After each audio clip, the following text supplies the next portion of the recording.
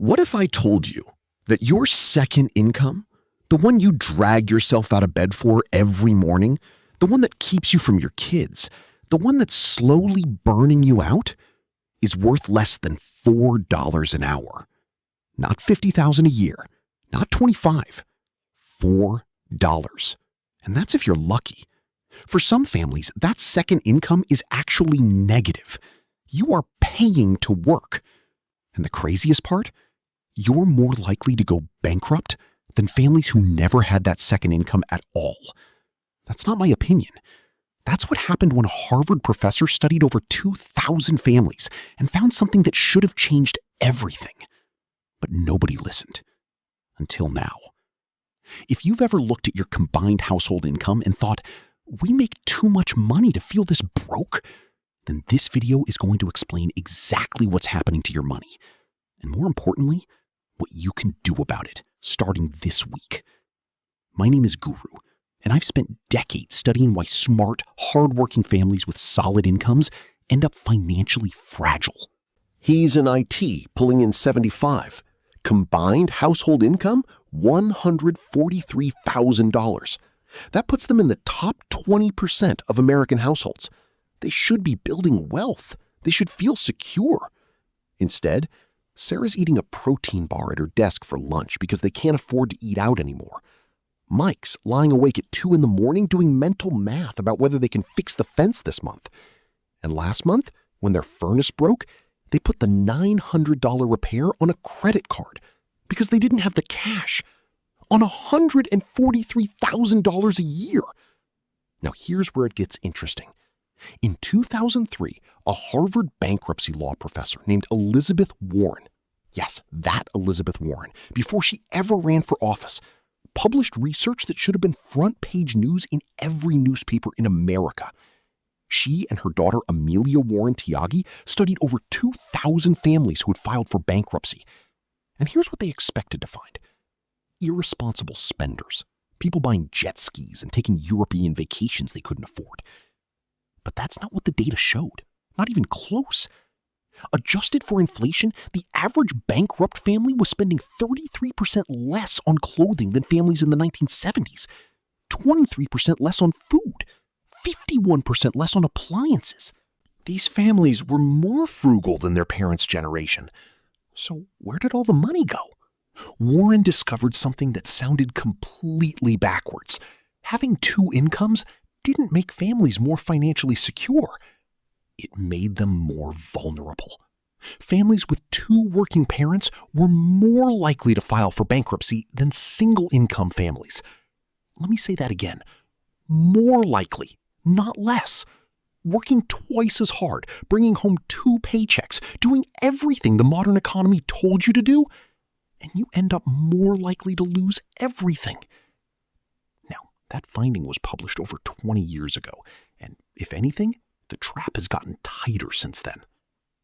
To understand how we got here, you have to go back to 1970. The typical middle-class family had one primary earner, usually the father, and one parent at home, usually the mother. And here's what most people either forget or never knew. That single income was enough. Not scraping by enough, actually enough.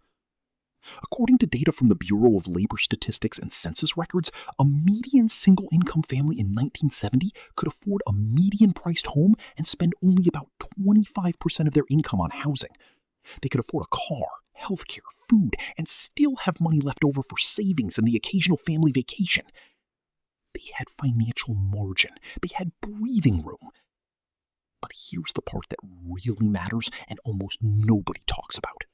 The stay-at-home parent wasn't just watching soap operas. They were performing what economists now estimate was $30,000 to $50,000 per year in unpaid economic labor. Cooking from scratch, which reduced food costs by 40% or more. Maintaining the home, which delayed expensive repairs. Managing the household budget with time and attention that working parents simply don't have. Shopping for deals, comparison pricing, handling the 10,000 small tasks that cost money when you're too exhausted to do them yourself. And critically, serving as an unactivated emergency income. If the breadwinner got sick or lost their job, the stay-at-home parent could enter the workforce. That was the backup plan built into the family structure. Now, fast forward to today. Female workforce participation has gone from 43% in 1970 to over 57% now. And among married mothers, it's even higher. Over 60% of married couples with kids have both parents working full-time. We took the emergency backup plan and made it the everyday operating standard. And here's what happened to all that extra money. The median household income in 2023 was about $74,000. Adjusted for inflation, that's significantly higher than what families made in 1970. We are making more money than our grandparents. But look at what happened to costs. According to the National Association of Realtors, median home prices in 1970, adjusted for inflation, were around $200,000 in today's money. The median home price in 2024 was over $400,000. Housing costs have literally doubled relative to income. But it's not just housing. According to the Centers for Medicare and Medicaid Services, healthcare spending per household has increased by over 600% since 1970. Childcare, which barely existed as a major expense in the single-income era because someone was home, now costs the average American family over $11,000 per year per child. In high-cost cities, that number is $20,000 to $30,000 per child. And according to the Education Data Initiative, college tuition has increased over 1,200% since 1980. Every single dollar of that second income got absorbed. Every one. The two-income family doesn't have double the financial security of the single-income family from 1970. They have less because their fixed costs expanded to consume both incomes, and they burned their backup plan just to keep up with baseline expenses. Now, you might be thinking, okay, Guru, but we're smart with our money. We didn't let lifestyle inflation eat our second income.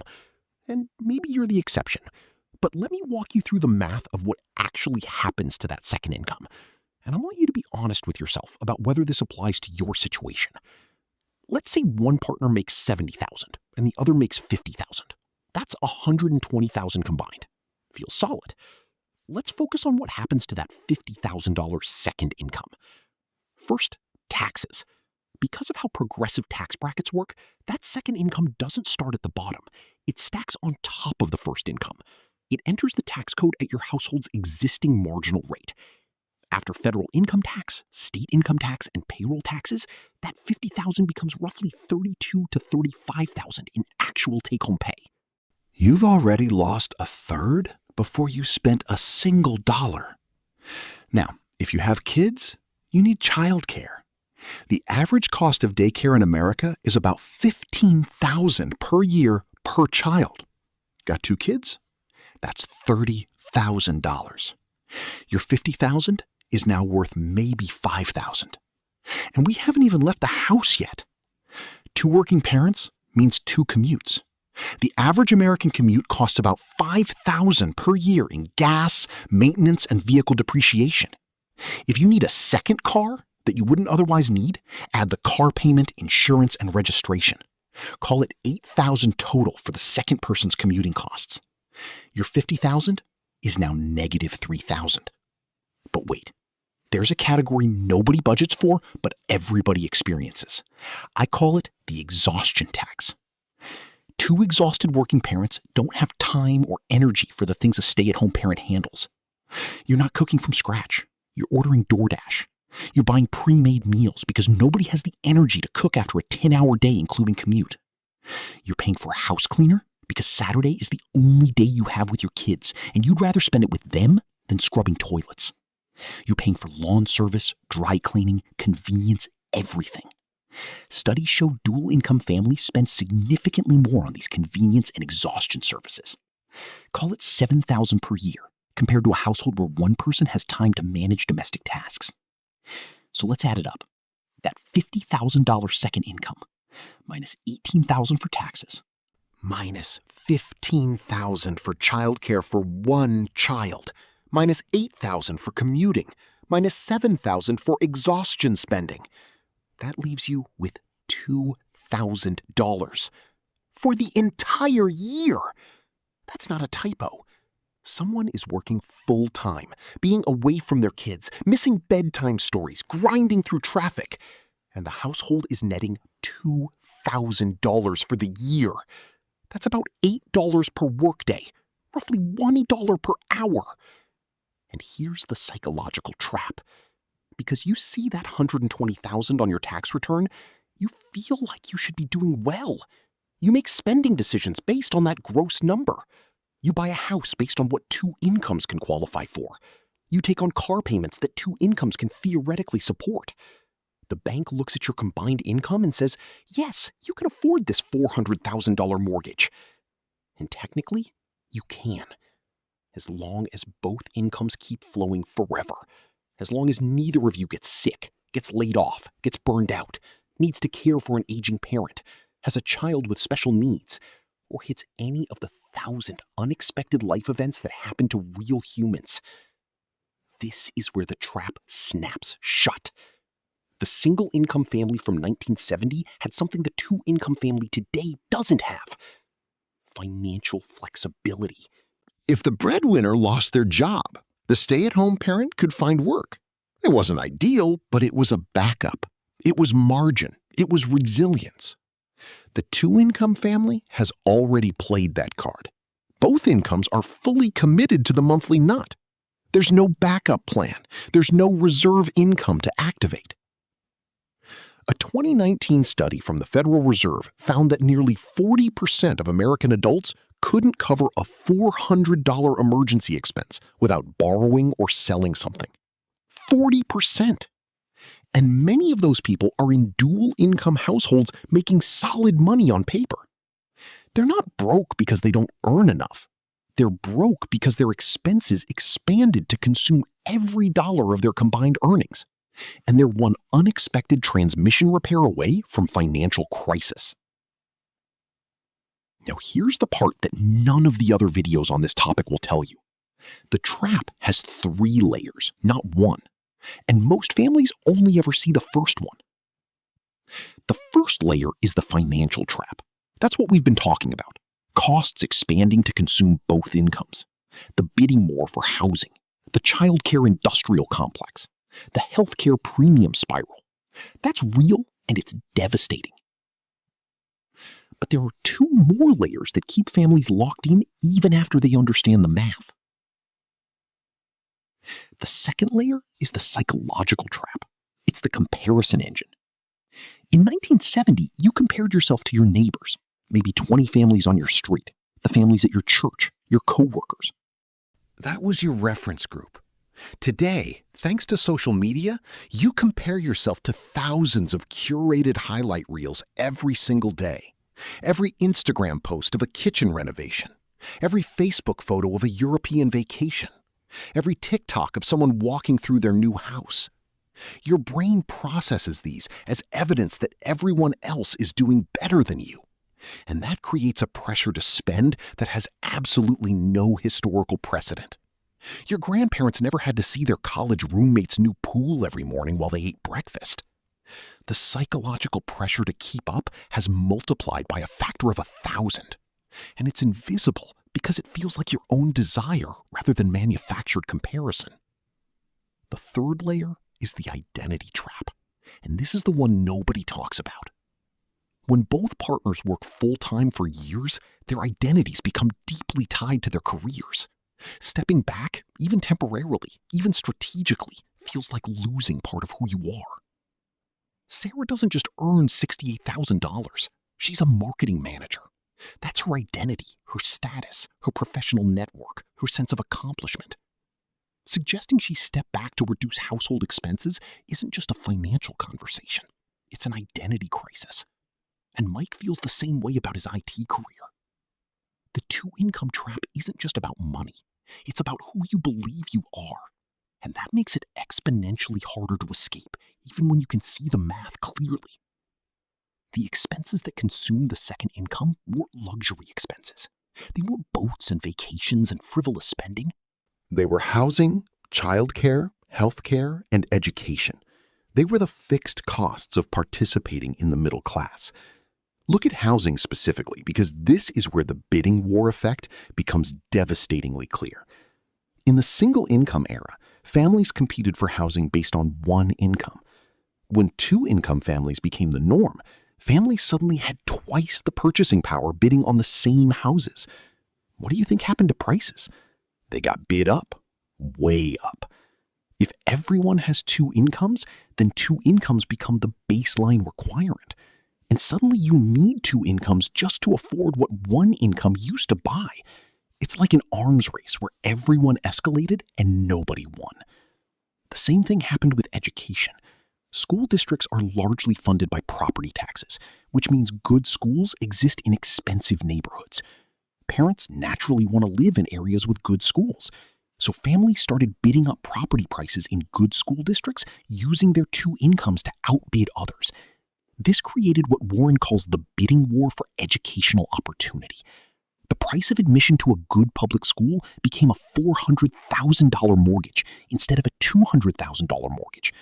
You're not paying tuition, but you're paying the tuition equivalent in your housing costs every single month for 30 years. And once you're locked into that mortgage, you're locked into needing both incomes forever. The trap has closed. Now, you might be thinking, okay, Guru, but what am I supposed to do? I can't just have my partner quit their job. We need both incomes to survive. And I hear you. That's exactly the trap. You need both incomes to survive the lifestyle you've built around both incomes. But here's the mindset shift that changes everything. You need to start treating the second income like it's temporary, even if it isn't. Here's what I mean. Most families do the opposite. They treat both incomes as permanent and guaranteed, and they build their fixed costs accordingly. They buy the house that two incomes can afford. They lease the cars that two incomes can support. They enroll the kids in activities and schools that two incomes can pay for. And then they're stuck. They've built a life that requires two incomes to function, which means neither partner can ever stop working, even if they want to, even if life circumstances make it necessary. The alternative approach is what I call the one-income foundation. You structure your fixed costs, your mortgage, your car payments, your non-negotiable monthly expenses, so they can be covered by one income alone. Not comfortably, survivably. The second income then becomes entirely discretionary.